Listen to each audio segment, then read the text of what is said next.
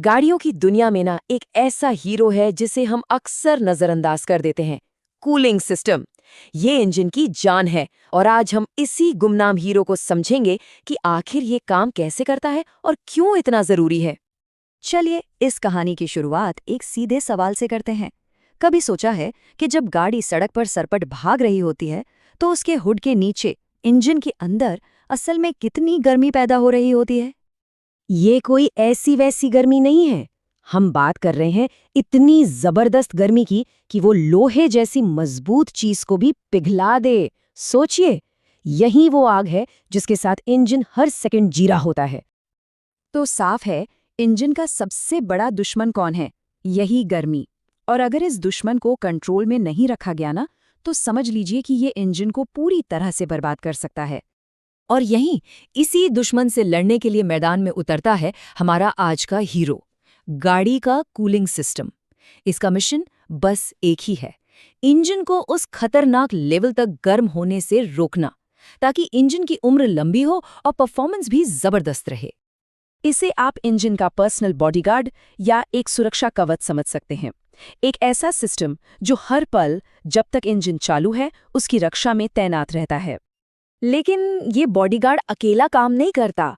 अरे नहीं, इसके पीछे तो एक पूरी की पूरी टीम काम करती है। हर एक मेंबर का अपना एक खास रोल है।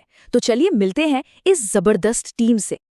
तो देखते हैं कि इस कूलिंग सिस्टम की टीम में आखिर कौन-कौन है और ये सब मिलकर अपना जादू कैसे चलाते हैं। देखिए, ये पूरा प्रोसेस एक सफर जैसा है जो कभी रुकता नहीं। कहानी शुरू होती है कूलेंट से। ये एक खास लिक्विड है जो इंजन के अंदर जाकर उसकी सारी जबरदस्त गर्मी को अपने में सोख लेता है। अब आता है वाटर पंप, जो इस सिस्टम का दिल है। ये पंप जोर से इस गर्म कूलेंट को रेडिएटर की तरफ फेंकता है। रेडिएटर में हवा की मदद से ये कूलेंट ठंडा हो जाता है। पर क्या ये काफी ठंडा हुआ? ये फैसला करता है थर्मोस्टैट, जो सिस्टम का दिमाग है। जब थर्मोस्टैट ओके कहता है, तब ये ठंडा कूलेंट वापस इंजन में भेजा जाता है, फिर से गर्मी सोखने के लिए। और ये साइकिल बस चलता ही रहता है, चलता ही रहता है। दोस्त, फटाफट से एक बार देख ले।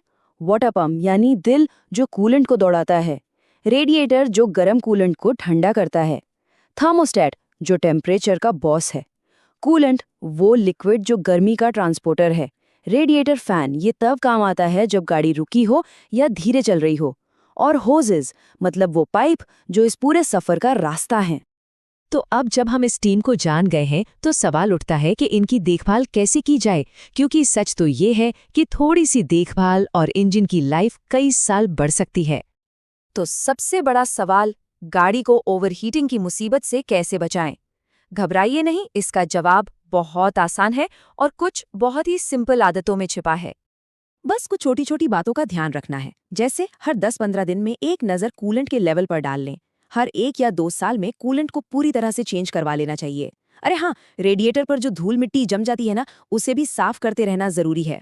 जो पाइप्स हैं उन्हें चेक करते रहें कि कहीं कोई कट या सूजन तो नहीं है। रेडिएटर की कैप का प्रेशर भी सही होना चाहिए। और हाँ, फैन मोटर को भी बीच बीच में चेक कर लेना अच्छा रहता है। अब शायद ये सवाल उठे कि कूलेंट बदलना इतना जरूरी क्यों है। तो जरा देखिए, पुराना कूलेंट इंजन में जंग और कीचड़ पैदा करता है। इससे पंप फेल हो सकता है और ये बहुत महंगा पड़ता है जनाब। वहीं दूसरी तरफ नया कूलेंट इंजन को जंग से बचाता है और परफॉर्मेंस को टॉप पर रखता है। तो फर्क तो साफ है। और ये एक बहुत बहुत ज़रूरी बात है, इसे ध्यान से सुनिएगा। ज़्यादातर मामलों में जब गाड़ी ओवरहीट होती है ना, तो उसकी सबसे कॉमन वजह होती है फ़ैन का ख़राब होना। इसलिए फ़ैन को चेक करना बहुत ज़रूरी है, खासकर जब गाड़ी ट्रैफिक में फंसी हो। तो इतनी सारी बातचीत के बाद अब एक सवाल अपने आप से पूछने का है, अपनी गाड़ी का कूलेंट आखिरी बार कब बदलवाया था? थोड़ा सोचिए, क्योंकि इस सवाल का जवाब आपकी गाड़ी की लंबी उम्र के लिए शायद सबसे ज़रूरी जवाब हो सकता है।